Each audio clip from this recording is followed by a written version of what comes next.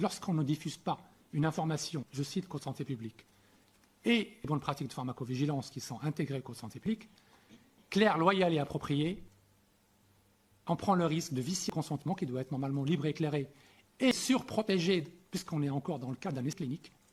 Eh bien, quand on ne fait pas ça, on prend le risque de porter atteinte à la dignité de la personne. C'est juste pour vous montrer à quel niveau on se situe. Au niveau de l'information, comme a dit Madame la sénatrice, c'est le nœud du problème. Ce n'est pas le vaccin le problème. Le problème, ce n'est pas le vaccin.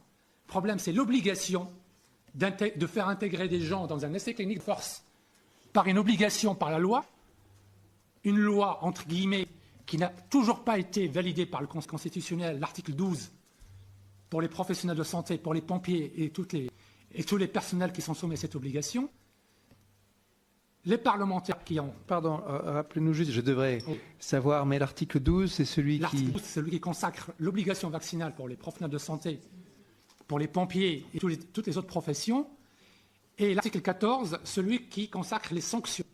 C'est-à-dire le fait de désactiver socialement ces professionnels de façon extrajudiciaire, en mépris de tous les droits de la défense, sans entretien préalable, et qui nous a propulsé, je ne sais pas, un siècle en arrière en termes de droit du travail notamment.